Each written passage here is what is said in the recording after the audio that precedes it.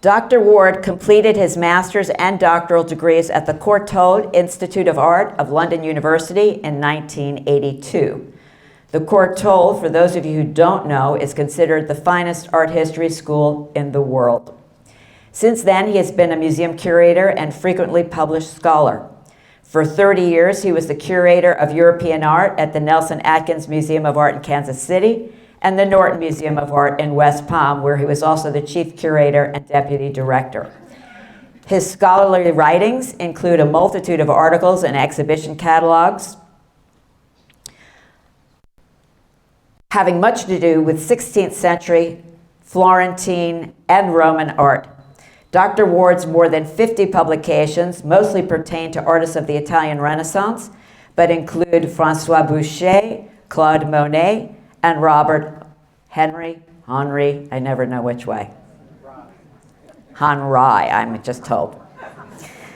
During his career, his research has been supported by fellowships and grants from prestigious entities such as the Marshall Commission of the United Kingdom, the Crest Foundation, the National Gallery of Art, the National Endowment for the Arts, the J. Paul Getty Foundation, and the Luce Foundation. Dr. Ward has lectured around the world, from the National Gallery of Australia to the Frick Museum in New York. He has also been a guest curator on behalf of the Museo Nazionale del Bargello in Florence, Italy, as well as an advisor to both prominent European and American collectors. Since 1988, he has taken a special interest in the recovery and restitution of artworks confiscated from private owners during the Nazi regime, and has been employed by the Department of Homeland Security to assist in these efforts. It is my honor and privilege to introduce Dr. Roger Ward.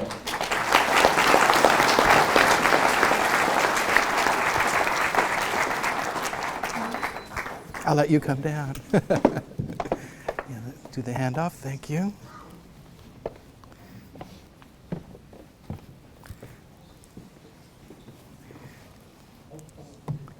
Good morning. I'm going to have to do, this is the day that you'd like to be a bodhisattva, so you had 8 arms, only because I'm going to have to both hold the microphone in one hand and manipulate the computer with the other. And the slide that you see on the screen at the moment has nothing whatsoever to do with the lecture. That's just my screensaver.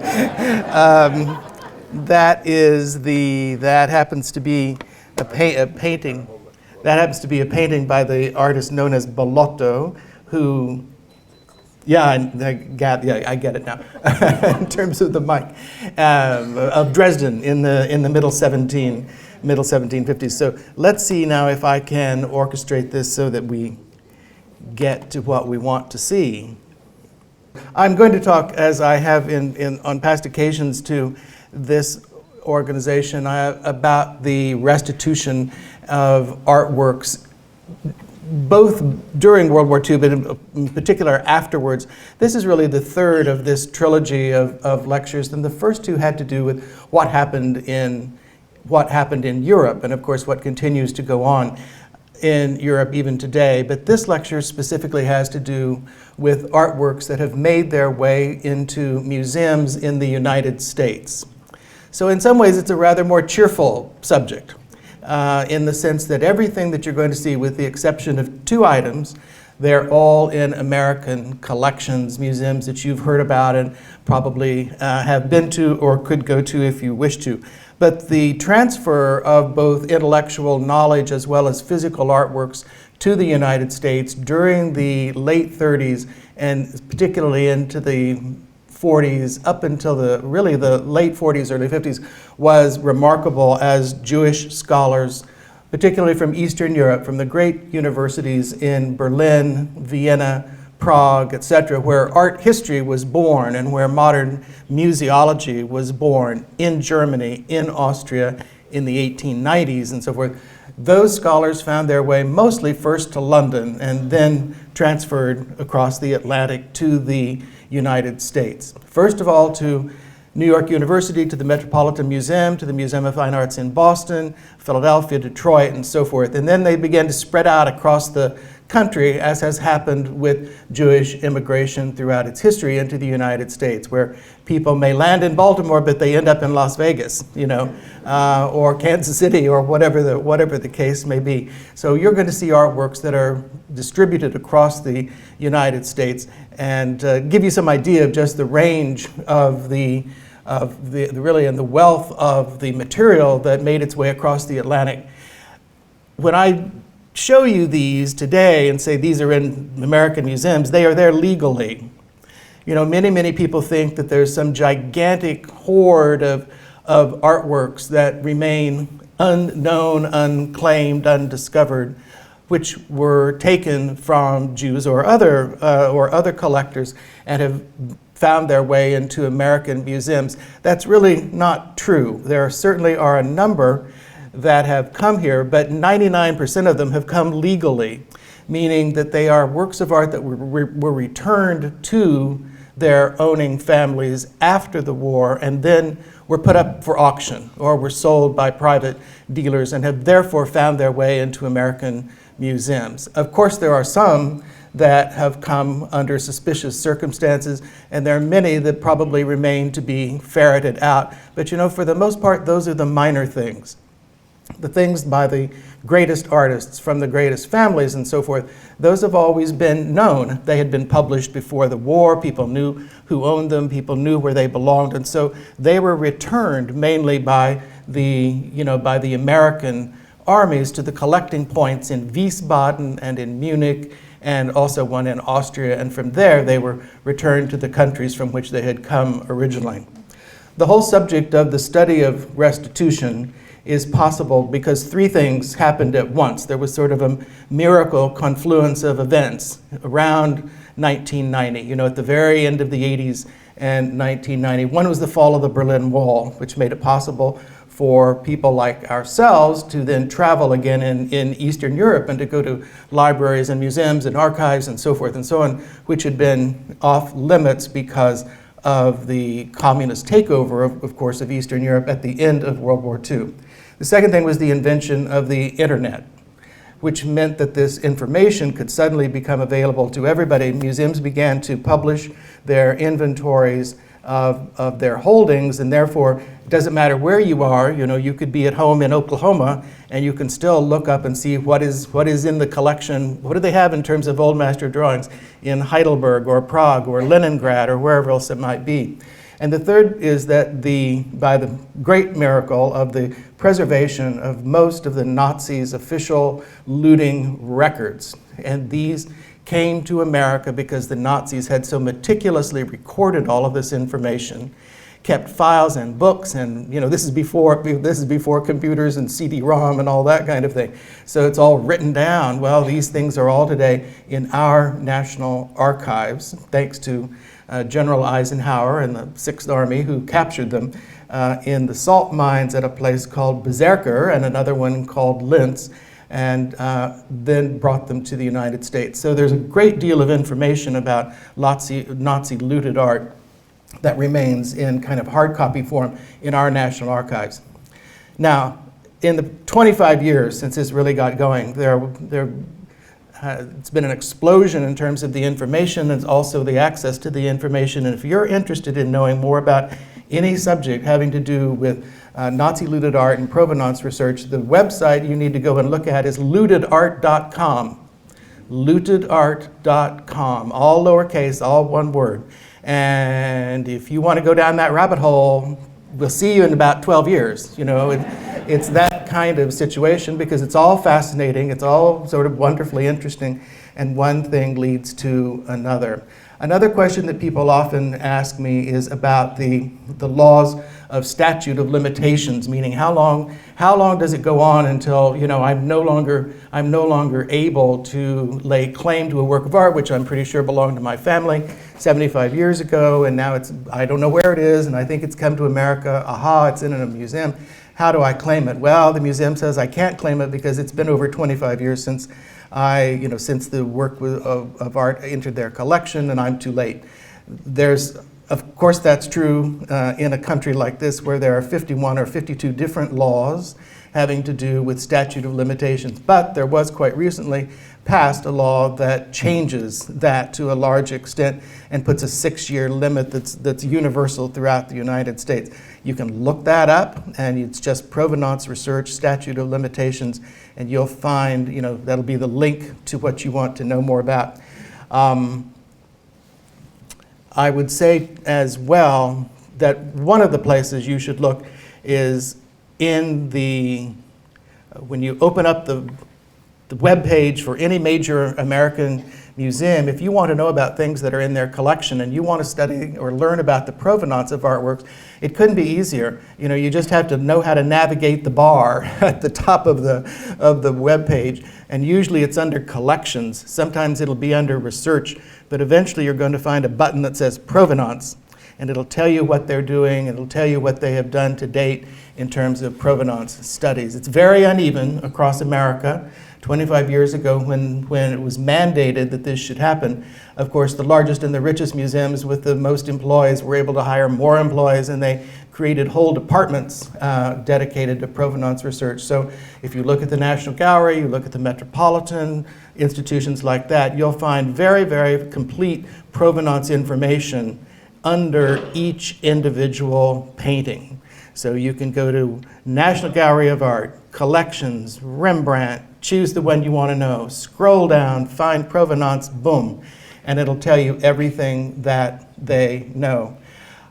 Very recently, the newish governor of New York has signed a fairly trivial law which is going to require museums in the state of New York to put provenance information on the labels in the galleries.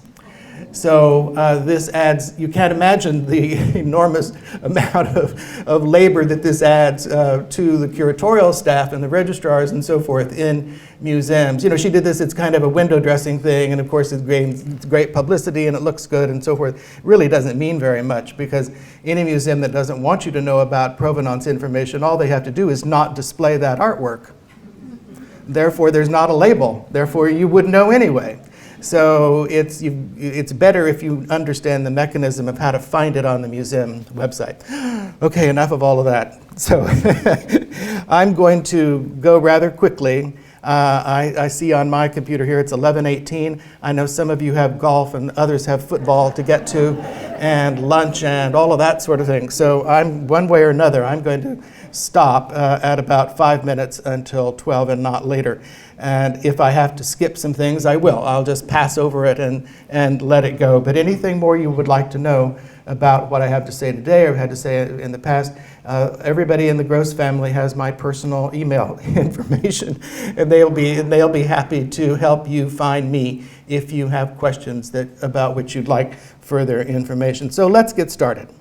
I'm going to do a very quick thumbnail sketch because it's been a long time since I've spoken to you. I'm going to do a very quick thumbnail sketch of kind of the history of the fascist movement. So I've got about 6 images here just to remind you of how rapidly fascism and Nazism came to rise in Central Europe, specifically in Italy. Here we have Mussolini standing in the middle, surrounded by his friends, known as the Black Shirts. It was one of these sort of armed paramilitary civilian groups that really were urban terrorists. And this, ominously, this photograph was taken in 1922, a century ago. And in 1925, he proclaimed himself dictator, Il Duce for life. The same thing was happening in Europe. And if you can make out the words there on that flag to the right, of course it says Deutschland erwache, meaning Germany arises, is growing, is strengthening itself. And there's a street sign up above that says München District 2. So we know we're in Munich, where Hitler's power was essentially based for a long time. So rather than the black shirts, as you know, he had the brown shirts. And in the middle of the, if this works, let's see if I can make that work. Laser pointer.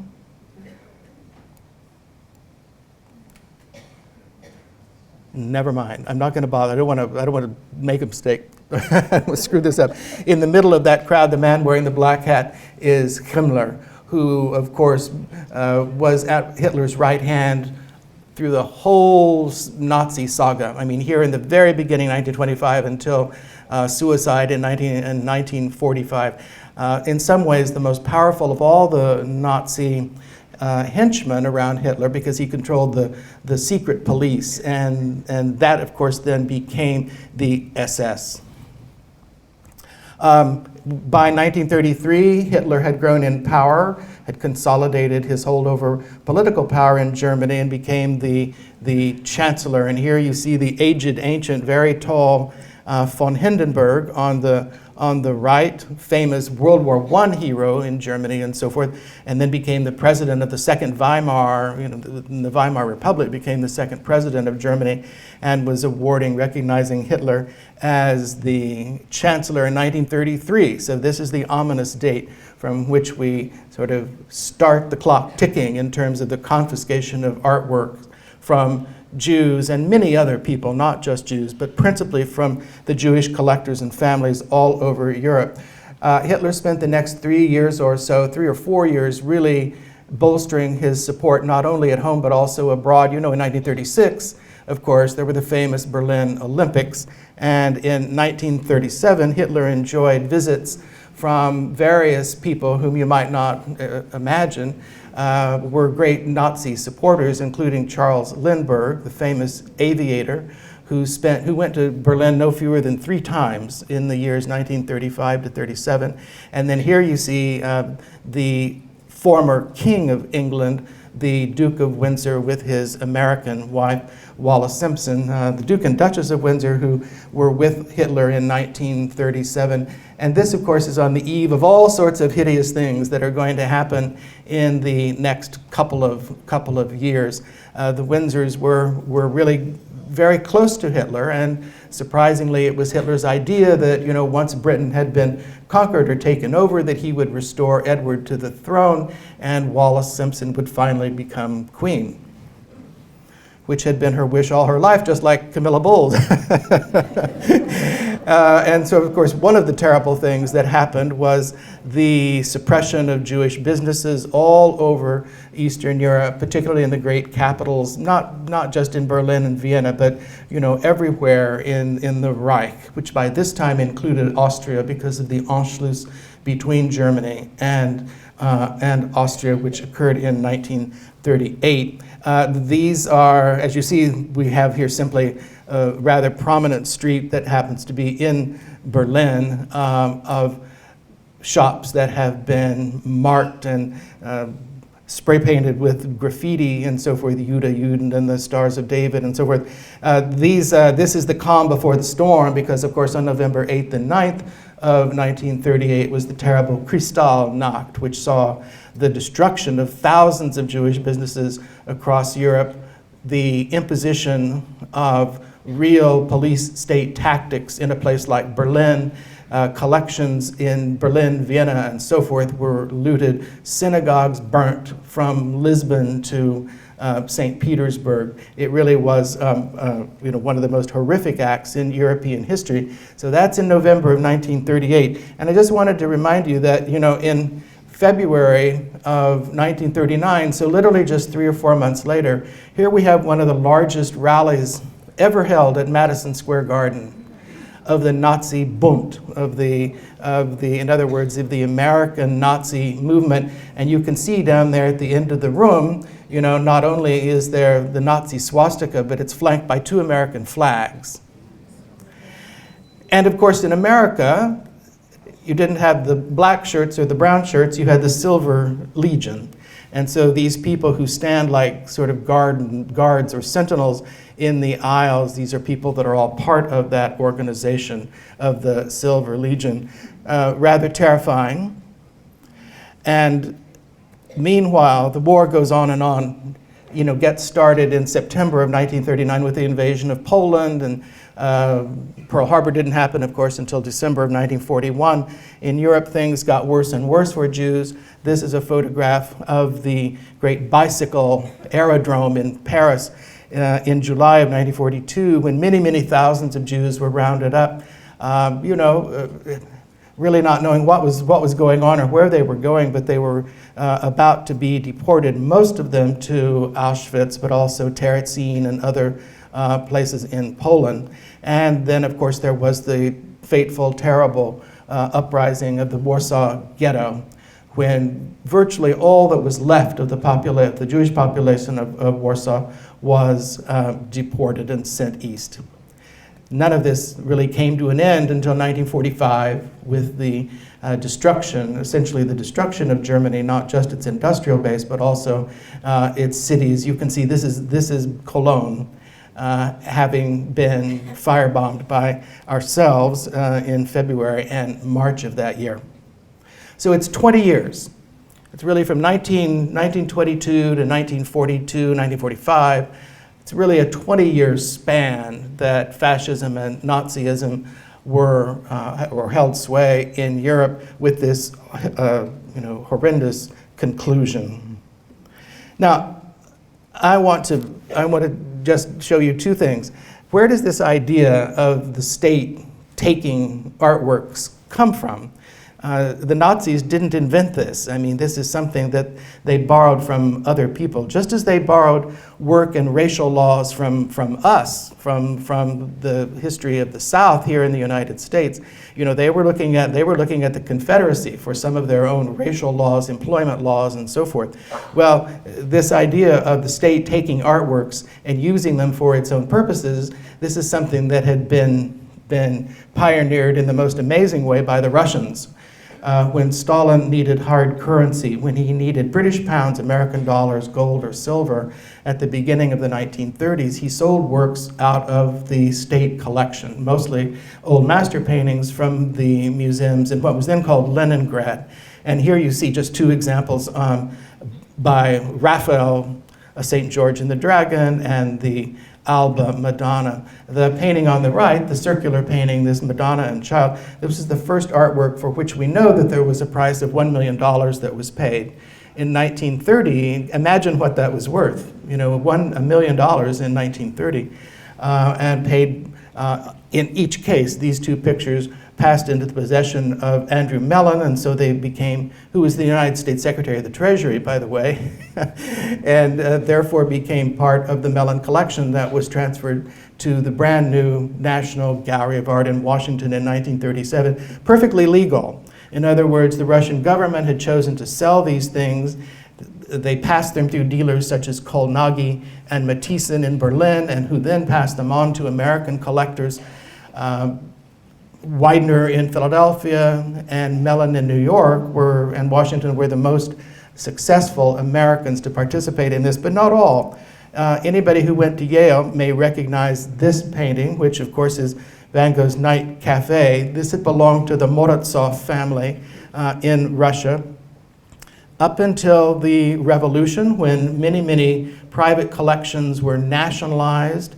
And this was the kind of painting that the Russians found that Americans so much desired, were willing to pay a lot of money for. And by 1930, believe it or not, by then, Van Gogh had become a famous artist. Big prices were being paid for Van Gogh already then. And by that I mean sort of $10,000 and $20,000. You know, that was a lot of money. And as compared to an artist such as Gauguin, who was still sort of meaningless, Degas, Gauguin, these artists didn't matter very much, but Van Gogh had already begun to have a reputation. And this went to Stephen Clark, as in the Clark sewing machines, and therefore was given to Yale. So again, you know, perfectly legally, this is on the wall in New Haven. Well, in 1937, when both Lindbergh and the Windsors were in Munich, they could have, and the Lindberghs, by the way, they did go along to this exhibition, this Ausstellung of Entartete Kunst, which you see on the screen at the left. In other words, an exhibition, Ausstellung of Entartete Kunst, degenerate art, and the entrance, notably, is free. And this exhibition consisted of several hundreds of works of art that had been confiscated by the Nazi government out of German museums, literally from all over Germany. because the works of art were considered to be degenerate, therefore worthless, therefore let's sell them to Swiss and American and French and other, and other collections to raise hard currency to support the Nazi war effort. This opened in Munich in 1937 at the Haus der Kunst. Here you see a very gleeful Goebbels, who is leading a very sort of Hitler looks rather unimpressed, as you can tell, but probably is formulating his response to what he considered to be hideous works of art, repulsive because of their subject matter and deemed anti-German and anti-progressive and so forth. Mostly, if the artwork was made by a person who was known to be a Jew, a communist, a gypsy, a homosexual, an alcoholic, whatever, that puts you on the bad list. And so those are the works of art that were rounded up and sold by the hundreds. This is an image of the infamous auction that happened at Lucerne Galleries at the Fischer Galleries in Lucerne in the summer of 1939, and you can see that the man standing up on the table, isn't that amazing? You know how it happens today. I mean, it's not very different at Christie's or Sotheby's. The turntable moves, turns around, and up comes the next artwork. So here they are holding up this framed self-portrait by Van Gogh, which is this painting, and any of you who have been to the Fogg museums at Harvard know that it hangs there because it was purchased and at that auction by a dealer who sold it to an American collector who then left it as a bequest to Harvard. So again, this is perfectly legal. These things are here in this country and good for us, but it was an incredible sort of defenestration of the German museums, especially those that were dedicated to modern art. This self-portrait by Van Gogh was the most expensive lot in that entire auction. It sold for the equivalent of $40,000. It was like 220,000 Swiss francs, and so it was the equivalent of $40,000, which was a lot of money, at the time. Let's be clear about that. But this painting, one of the great masterpieces by Matisse, now in the St. Louis Art Museum, was bought at the same sale by Joseph Pulitzer Jr., 29 years old, for $2,000. There were a great many works of art that didn't find their way into the auctions, but instead were sent to a special collecting point in Berlin where dealers could come and shop and buy artworks that had been confiscated from the great Jewish collections and from the museums in Germany, and therefore could sell them to anyone they wanted to, of course. I show you on the screen at the moment, this is Max Beckmann, the famous German expressionist, here in the foreground, and behind him is Hans Swarzynski, a German-born curator at the Museum of Fine Arts in Boston. And that painting is one of many that Beckmann himself, he had to go to this kind of warehouse and buy his own painting because it had been taken out of the museum to which he'd given it, but he had to buy it for himself. And many, many other things then came to America as a result of the I'm not sure I said, or I might have misidentified. The man in the foreground, that's not Beckmann. Beckmann is the artist of the picture. The man in the foreground is a dealer called Kurt Valentiner. He had been very successful in Germany, transferred most of his stock to Madrid and then to New York, and opened up on West 57th Street in 1939 and had a gallery there. Well, he specialized in and was designated by the Nazis as one of their chosen art dealers to do these sales, to buy these works from the German museums and so forth and sell them wherever he wanted. But many of them came to America. For example, Nolde, Emil Nolde, German citizen, not a Jew, but German nonetheless, expressionist artist. This is the kind of thing that was greatly despised and sold now in the museum in Kansas City. And then, of course, there was Kirchner, equally despised, and on the left, a portrait of the poet Gutmann, and on the right, one of Kirchner's most famous works, a street scene showing prostitutes in their finery, the women in the left, who are surrounded or flanked mostly by Orthodox Jews. And I think I won't go into the iconography of all that. hard to say. Anyway, we'll leave that alone. And this, of course, is one of the most famous artworks in the Museum of Modern Art in New York. It wasn't just those kinds of pictures, though, that were being made available for sale on the open market. And from the museums, the Nazis then began to focus on Jewish dealers and then on Jewish owners. So you see here on the left from the collection of the Stern family in Berlin, this is one of the great Meissen porcelain figures of Augustus III of Saxony, who really invented the Meissen porcelain manufactory at Meissen in Germany. This is one of those objects that sold for, sort of pennies on the dollar in terms of what it would have been worth today in the St. Louis Art Museum. And on the right, from the same family, the Stern collection of dealers, a bust by Pajou in the Nelson Atkins in Kansas City as well. Happens to be an object that I bought when I was working there in 1984, so almost 40 years ago. But again, legally, in this country, because they went through the process of being deaccessioned by the German government and sold then to dealers who sold them on to America, either through dealers or sometimes directly to the museums. Almost every museum in America has something like that. I show you an example of a very beautiful painting on copper by Jan Bruegel the Elder. This entered our National Gallery just 4 years ago, because it's one of those things that remained with the Stern family. Not everything was pillaged, and so they continued to have certain things, or they recovered certain things from the Nazis. And then over the decades, many of these things have found their way back onto the art market one way or another, and again, many of them are then here in the United States. So, as I have always done when talking about restitution and so forth, the best way is to kind of follow it chronologically or geographically, in a sense, from Germany to Austria to France to the Netherlands. So I'm quickly going to gallop through that kind of a narrative. This is a portrait of the famous Berlin banker Jakob Goldschmidt, who in the period between the wars, really mostly between the wars, assembled one of the largest and most famous collections of basically medieval sculpture and metalwork and so forth in America. But he also had a great many modern pictures. He built a house that looks like this. This could be in Natchez, for God's sake. And it's on the outskirts of Berlin.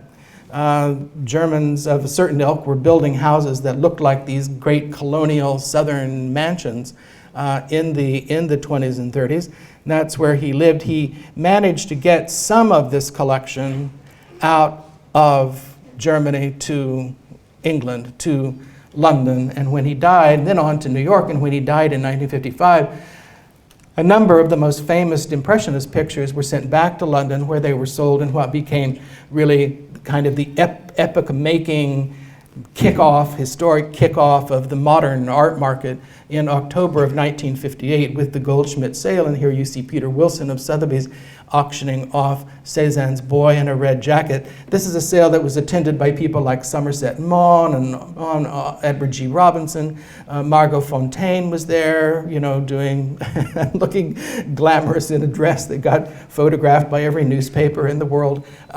Princess Margaret had a seat off to the side where she, wouldn't be observed and so forth. And he's selling Cézanne's The Boy in the Red Jacket. And fortunately, this was bought by Knoedler, the dealer Knoedler, for Paul Mellon, Andrew Mellon's son, for the highest price ever paid for a work at auction up to that point, which was $265,000. And think where we are today.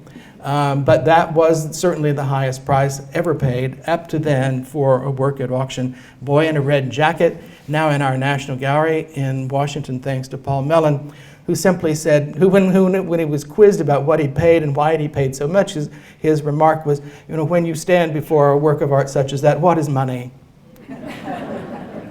How nice. It's like when I stand before a house in Palm Beach County, it's like, what is money? And what can you say?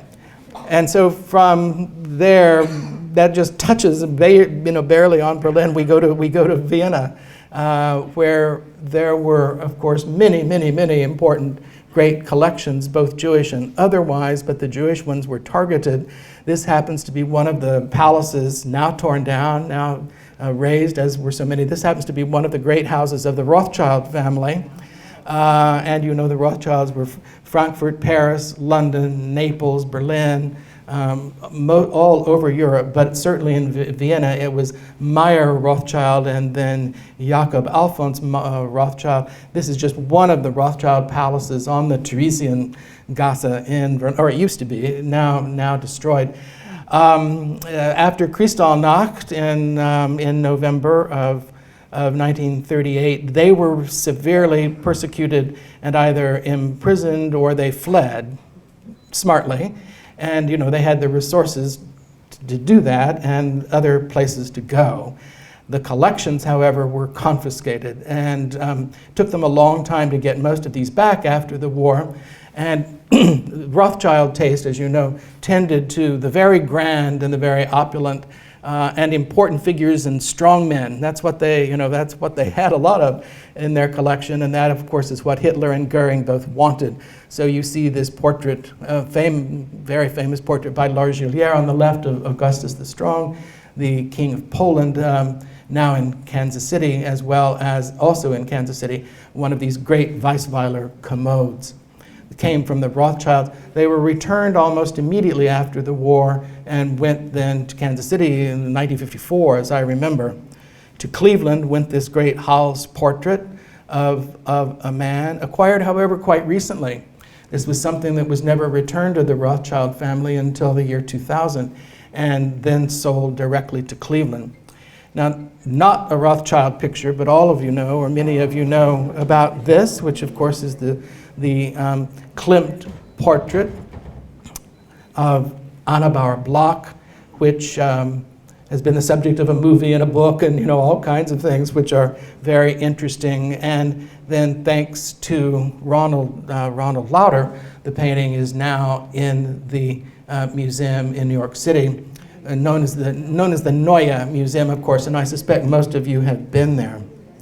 Well, that just touches on, the horrors that were inflicted on Vienna. It went on for a long time, and collections, both great and small, libraries, churches, synagogues, schools, you name it. The looting in Vienna was just epic, and it went on for a long time because, of course, the government of Austria was also Nazi, so they had full cooperation. It wasn't like there was any resistance. Something more in terms of resistance was encountered in Paris, which was the next target. And Hitler had always intended to destroy Paris. That was he professed that he was going to go there and level it in a day. And instead he went there within just a few weeks of the occupation of Paris in June of 1940, and here he is standing before the Eiffel Tower. And if you're in Paris, with time on your hands, what do? You go shopping, don't you? So here you see Hitler and Hermann Goering who are shopping. And that meant knocking on the door and welcoming yourself into somebody's house and saying, I'll have this and this and this and this and this, and so forth. And as you all know, I'm sure, that went on to a staggering degree, really, for the first 2 years, from 1940 to 1942, of the German occupation, and a great many of the works of art that were confiscated were concentrated at the Jeu de Paume, which is there near the Tuileries and so forth, which became, throughout the war, became the great collecting place. But here they are in someone's house. I'm not exactly sure where this is, but it must be, I'm sure it must be known. I do know, however, that the richest prize that they were headed for was the city palace of James de Rothschild, and here you see just one of the rooms of the Rothschild palace on this is known as the Hôtel Lambert on the Ile de la Cité, as it looked until very recently. In fact, even though almost all of these objects were taken, they then were restored to the Rothschilds after the war. There were certain things over which Goering and Hitler quarreled constantly, in terms of, because they were both avaricious to an unbelievable degree, and there were certain kinds of art that each man wanted. Hitler was trying to form a collection on behalf of what he called the Führer Museum that was going to be in Linz after the war, this museum of world history art, and Goering was just trying to collect for himself. And so when Hitler wasn't there, Goering had sort of had the run of the place, but there were certain artists that Goering couldn't touch, that he was told, by Hitler, no, if you manage to get any one of those, that picture is mine. One of those artists was Vermeer. And so here is the Rothschild Vermeer, which was taken and went to Hitler and therefore went to Linz into the salt mines there and recovered after the war. And another is this portrait by Boucher of Madame de Pompadour. So these are the only two artworks that I'm showing you today that are not in America, because the painting on the left went to the Louvre and the painting on the right stayed in Munich, curiously. It left Paris and went to Germany, or went into the salt mines at Linz, and then after the war it was returned, but it was returned to the Rothschild Bank, and eventually the Rothschild Bank sold it. And so it ended up ironically being bought by a German bank. So that is why it is at the Alte Pinakothek in Germany. Goering, on the other hand, he had his private curator, the handsome man on the right, Bruno Lohse, who was only 30 years old at the time of this photograph. Here he is sitting on a very posh satin-covered or silk-covered divan sofa, and they're looking at an art book, and it looks like it's probably a monograph, a Rembrandt monograph or something. I'm just judging that from that image on the left. And that's literally what Lohse and Goering did. They sat and they looked at books, and Lohse made books for Goering to sort of shop without having to go shopping, like looking at the Sears catalog and choosing what you wanted. And that's how Goering's collection was built up. It too was stored with the most important looted objects in Linz, in the salt,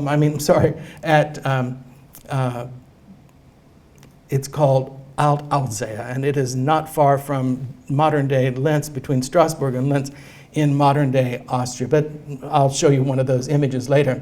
In Paris, the most important dealer of modern art was Paul Rosenberg.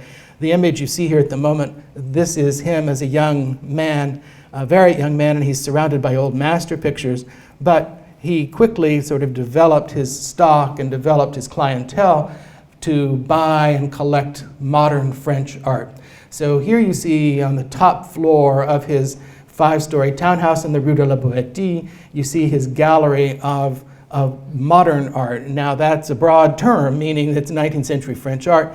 There is a portrait by Ingres, you see on the left hanging in front of those curtains, works by Delacroix on the back wall, there are works by Renoir and so forth. But if you went one floor down, you would find works by the modern masters, which for the most part, he was still having a hard time selling these to people, except for Americans.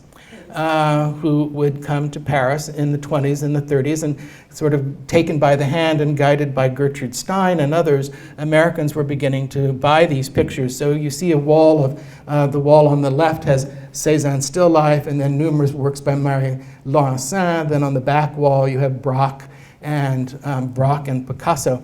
Some of the works that were sold by Rosenberg out of this collection to Americans included, for example, the famous Gauguin Yellow Christ, which is in the Albright Knox Gallery in Buffalo.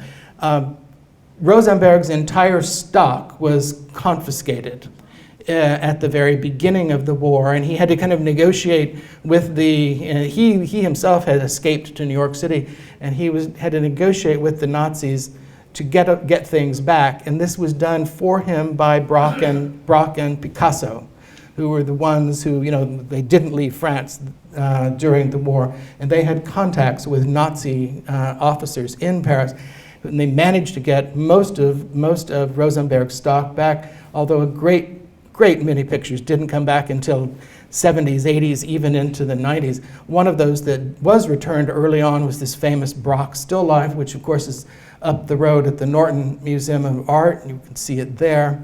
And one of those pictures that went astray and didn't show up until the late 90s is this Odalisque by Matisse, which for many years was hanging on the walls of the Seattle Art Museum, but no one from the family, from the Rosenberg's family, knew it was there. And believe me, before the days of the internet, when you could just sort of sit down at home and call up, you could look at anything you wanted anywhere in the world virtually in terms of collections, unless you physically had gone to some of these places that were more remote. How did you know? And this is a painting that was returned only in I think in the year 2002, and a great legal tussle sort of ensued, and who was to blame? Was it the dealer? Was it the family? Et cetera. And finally, they all came to an agreement, and so the picture remains there. One of the private individuals in Paris who was so damaged was this man, this great Italian Jewish collector, Giuseppe Gentili de Giuseppe was his name. And he simply died in late 1940 after the Nazi occupation of Paris. Well, his collection was therefore intestate, or that it was because it had belonged to a Jew, it was declared ownerless, stateless, and so it was auctioned off, as so many collections were.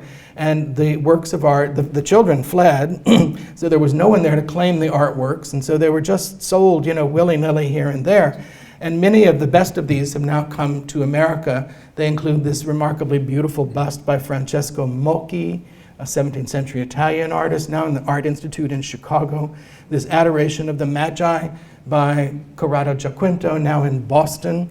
And this rather bizarre painting, excuse me, this bizarre painting, which at best I think should probably, it's a Christ carrying the cross, and it's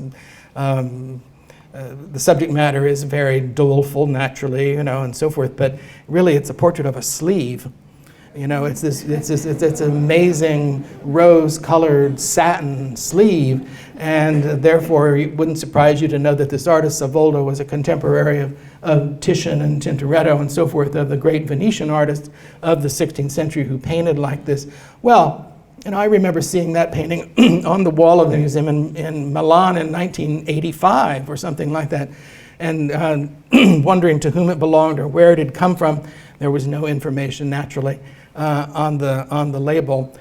But in 2010, it was requested for an exhibition at the Mary Brogan Museum up in Tallahassee. So here it is being hung on the wall, excuse me, up in Tallahassee. Well, someone from Christie's, happened to be going through there and went to this exhibition, and they realized, oh, that's one of the Giuseppe de Gentili paintings, and it really didn't, it's just a simple matter of kind of reporting it to the FBI. And then the next thing I knew, somebody who in Florida might know if this is really, a painting by Savoldo. So I got a phone call about this one day, and went up there, and yeah, that's it. That's the same. That's the same one. Believe me, that's the real deal. So that immediately went off to auction, returned to the family, went to auction as today in Toledo.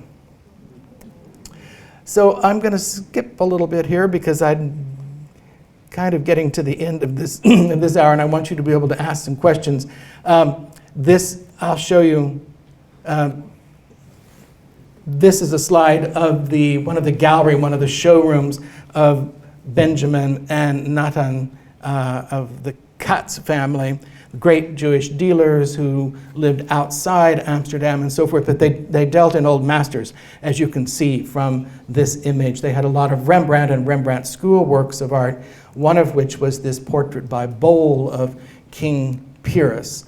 And this painting is one of those that was recovered at the end of the war, returned to the family who had every right to it, and those people happened to still be alive. In many cases, when these objects were returned at the end of the war, there was no one to return them to. They went back to the countries where they had come from, but the countries simply put them in storage in museums because the families had died in the camps.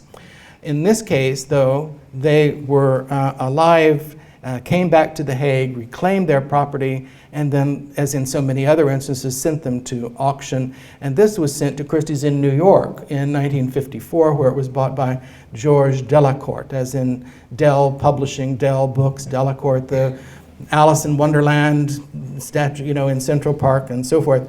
And when this painting, I'll show you this example, when this painting, this is the back side of it, when this painting went back to the Netherlands, it still was in its original frame and had all of these labels and markings and things like that on the frame. Amongst them were these, see, in two different places, it had this designation of NK 1453, which means Nederlands Kunstsammlungen or Kunstbesichte number 1453.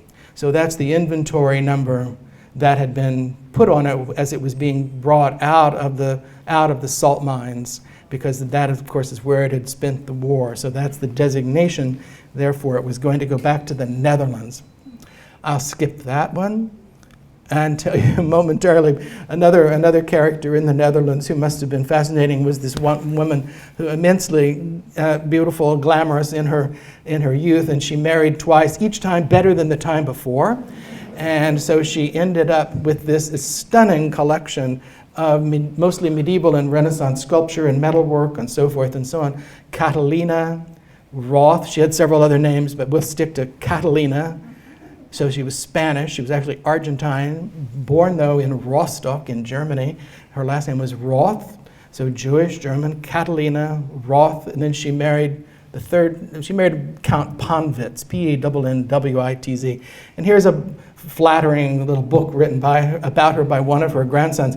Well, she had this giant, beautiful house in the Netherlands, because when things began to get bad in Germany, she thought, oh, I'll be safe in the Netherlands. Well, you know, little did they know that Goering was soon on his way.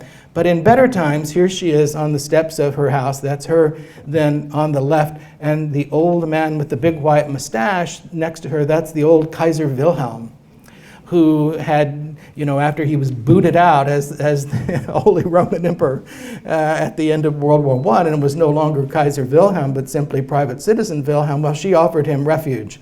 And he went and lived in a small house not far from her. He didn't have any money. I mean, he had nothing. But he was just a glamorous guest, you know, and a friend and so forth. So here she is standing alongside him.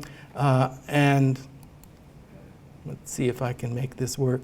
And that younger woman there, that's actually the daughter. This is the mother. This is the elder von Ponwitz. This is the younger. And she had the... immediately after actually it was during the war, she married a man who happened to be the heir to the earldom of Chichester in England. So she moved to England, became an Anglican, and inherited everything that her mother left. So she went on to have another life. But in any event, the von Ponwitz collections were all, Goering had been a house guest, had been to dinner, you know, several times with her in happier days. And she is one of those people who was told, you know, you better go. It's time to go. So she went to Argentina, where her family had originally come from. And the collections were all stashed in the museum in Rotterdam. And it wasn't until 10 or 12 years after the war that she was able to recover some of these, one of which is this rather amazing Tillmann von Riemenschneider, the famous German Renaissance sculpture, standing Virgin and Child, which another one of those things that went to the museum in Kansas City. I'm going to skip this and finish with two quick remarks here about our friends in Ukraine. As you may know, you may recognize this. This is the city of Lviv, which is, of course has been in the news a lot in recent months. I don't know if you know that in the 16th and 17th centuries there was a great Italian expatriate community that lived in Lviv. They were employees of the Habsburgs as postmasters, bankers, and so forth and so on. And so you find essentially Italian Renaissance buildings like this remarkable palace, the Lubomirski Palace, in Lviv. And, you know, pray God it hasn't been bombed. As far as I know, it remains intact. But Lviv was also, along with Vilnius in Lithuania, Lviv and Vilnius were the two really great centers of Jewish culture and education, learning, and so forth, in that whole pale of settlement from north to south. And not a result of Kristallnacht, but as a result of the Nazi invasion in 1942. They lost the greatest and largest of the synagogues, known as the Golden Rose, which you see in this sort of gritty, grainy old image of it. Lviv is one of those places that just suffered from everybody. You know, I mean, it suffered from the Germans coming east into Poland, then it suffered from the Russians coming west into Poland, because it was part of Poland at that time. It wasn't there was no Ukraine. And then, of course, it suffered again when the Germans pushed back, and suffered horrifically. I mean, it wasn't minimal. The Nazis really, really did a number on Lviv, and here you see Jews being forced to bury their own dead, supervised by Nazi soldiers and so forth. Works of art that were desired by the Nazis were few, but they included the great, great Old Master collection of Old Master drawings that belonged to the princely Lubomirski family. They were Habsburg officials for many decades. They owned a priceless collection of drawings by Dürer, which were coveted to no end by Goering, as you can imagine. And then Hitler got a whiff of it, and so he wanted them, wanted to deprive Goering of them so he could have them, which he did. And they ended up in one of the bunkers, not in one of the two major collecting points, but they were returned eventually to the Lubomirskis, in other words, to the Polish, German aristocrats who had owned them before the war and claimed that they belonged to them. They really didn't, because they'd been given to the city of Lviv, but never mind. Sometimes, it was more convenient to give it to a claimant than to give it to a communist. That was the resolution in many cases, and so all these Dürer drawings were returned to the Lubomirskis, who immediately got on a boat and took them to New York City, where they were immediately sold to American museums. So, of course, on the left, in the Lehman collection in our Metropolitan Museum, there's the great self-portrait by Dürer, and on the right, the Ascension of Christ, now in Cleveland. So, to finish, how did these things survive, and what happened? A great many of the most important things, they went to one of two places. If it was something Hitler had claimed, if it was something Goering had claimed, many of them went here to Neuschwanstein, better known as the Walt Disney Castle, right? Which had been built by King Ludwig of Bavaria in the 19th century. But there it is, and it was, high in the Alps, and it was very gigantic cellars underneath, and so forth and so on. Many of the most important things went there, all kept in perfect order, and all perfectly recorded in these files. So it literally is these hard copy files in these filing cabinets. When the 6th Army arrived and started sort of removing the artworks and so forth, there they had a catalog. There it all was, told them what they were carrying out and to whom it belonged, and so forth. And the same thing happened at Alt-Alzey, the mines near Linz in Austria. You can see it's a mine, and underneath all of these bins filled with paintings, they were all meticulously inventoried on the end posts. So, it wasn't any mystery in terms of what was there, and there were most of the most famous things that had been taken literally from all over Europe at the behest of Hitler and Goering, now both dead, naturally. They died literally at the moment, as you know, in May and June of 1945, literally as these treasures were being unearthed. So that's the neat side of the story, meaning those are the pictures that belonged to the rich and the famous and were returned to them for the most part. And those people, they got many things, got almost everything back in many instances. However, I have the feeling that the situation is a little bit better summed up by this remarkable photograph that you see here on the right, which was taken at a church near, in the chapel of a Baroque church not far from Mannheim or Wiesbaden in West Germany. And do you see the GI soldier standing there? Right here, the sole human figure in the photograph, and it's a man whom actually we know his name. He lived a long time after the war. But look at that. I mean, that's what this was like for the most part, trying to recover artworks all over Germany. This is what the situation was. thousands and thousands of things in cases, not in cases, wrapped in paper, not wrapped, whatever it might have been. Paintings, books, Judaica, silver, Torah scrolls, everything you can imagine stacked up like this. And it took years and years to sort through it. And of course, the story is naturally, it's not finished. A lot of this has not yet been done. And I finished, the final image is this incredibly beautiful image of a painting by Jan Bruegel the Elder. And what's going on here? Well, this is Noah and his son loading animals into the ark. So you have two of everything and so forth. And this is a painting that as recently as 1990, with no provenance, it was just said to, quote, said to have come from a Viennese collection, was sold quite legally to the Getty Museum, and it's on view there today if you should wish to see it. So get in touch with me if you have other questions about other things, and I'll hand this back to Lauren.